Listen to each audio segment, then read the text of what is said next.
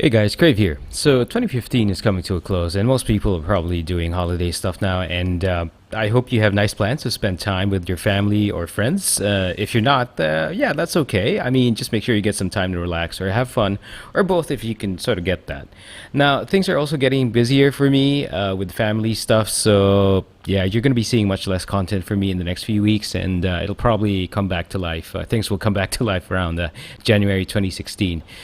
So but anyway, I wanted to, in a sense, talk about the best game I got to or got into for 2015. I know I haven't played a whole lot of games, but for me, it was really just CDPR's final installment for the franchise, which is The Witcher 3. It had a fantastic story, much improved combat compared to basically the first two games, and great graphics, especially if you were on a beefy PC platform. The narrative was well done, and the sound was really, it was really given a whole lot of attention. Now, the game itself was really packaged well, and even the retail box showed the effort and care that CD Projekt Red put into the product. Still, you can't ignore that it had issues, and you really can't call out any game as bug-free. Now, you had graphical bugs, issues with your roach, popping up in the most inconvenient locations. Some quests were reported as not completable, and updates that sometimes broke other aspects of the game, and I think it happened very much with the console versions of the game, and a whole bunch of other things. Now, it just goes to show that no game is really perfect. And with the internet, and many people just want their inputs being heard, mistakes and missteps by any developer just gets simply put out there. Now, about The Witcher 3, it also couldn't avoid an issue that touched upon one of the major concerns in the gaming industry, which is the visual downgrade, which may have been attributed to sort of minimizing the visual gap between a capable platform and limited ones. Now, personally, I still hold to pushing your games to the best possible quality settings without mods. If one platform can handle it, then just simply give it the very best eye candy you can throw in. Especially for a game of this sort, where visuals really add to the immersion aspect. While gameplay still well, it does, and it still will hold the top spot for in terms of what you prioritize in a game. Coupling your game with fantastic graphic and sound is really just as important to it as it adds to the overall value of the game. Which brings me to the closest competition I can think of in terms of the game that got my attention, and that game is Fallout 4. Now, of course, it's a different game with the different setting, being able to use VATS, a strong use of range attacks, and more, and it a more open world feel. It's not an apples to apples comparison, but I'm comparing things in terms of the games that really had my attention for 2015.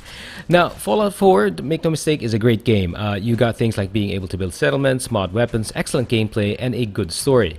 But you really can't deny that the age of the engine is showing, since it's just simply using a modified version of the one used in Skyrim.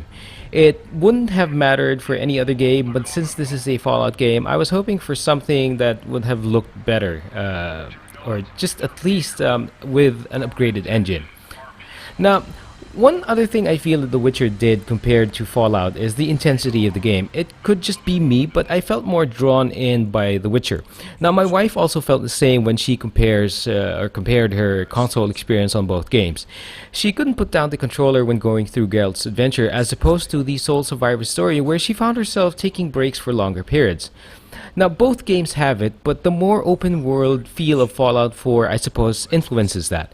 I mean, a game with a stronger narrative will really make you want to find out what's going to happen next. One more thing that really made me appreciate The Witcher is the attitude of the developer, which is CDPR. Now, sure, the visual downgrade wasn't a good thing, but everything else was done really well. They lifted the review embargoes early enough for gamers to have more information about their product. They kept updating the product at a pretty decent pace.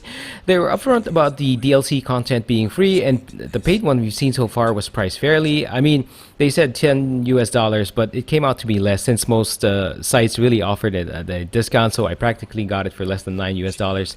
And what you basically have is a full game from CDPR. Now, I also have to mention that Bethesda also did the same, where they said they would release a full game, and they did with Fallout 4. So, when you compare The Witcher and Fallout 4 to other games out there, it really makes other developers look lazy and too income focused. With all the controversies in the gaming industry, like selling incomplete games like Battlefront, non-optimized releases for the PC like Arkham Knight, stupid timed exclusivity deals like Tomb Raider, the crazy pre-order program for Deus Ex, which they changed up, which is good, and yeah, and also the lack of content from my favorite MMO, which is Warlords of Draenor for World of Warcraft. Yeah, a whole bunch of issues were in 2015, but basically, I'm pretty happy that we had gems like Witcher 3 and others like Fallout 4 to make 2015 seem not so bad in the gaming scene. Now, I doubt the letdown ideas from publishers and developers will stop. I mean, just recently, I heard that Final Fantasy VII will be broken down into an episodic format. It could be priced fairly, but even then, the format is really just wrong for a game like that. Now, the way games are being packaged, sold, and released looks like the bad stuff will be a continuing trend. But let's see whether we can, have more developers and publishers and the likes of CDPR and Bethesda. I mean, games like Witcher 3 winning Game of the Year in many sites isn't surprising because it was simply a good game and it was, delivered to us the way games should be delivered to us. Yeah, so here's to hoping that we see a better 2016 in the gaming scene for many of us. And for me, in terms of my channel, I'll try to insert one more video before the year closes, but I can't make any promises because of the chaos, all the stuff that's happening in this in my calendar and things like that.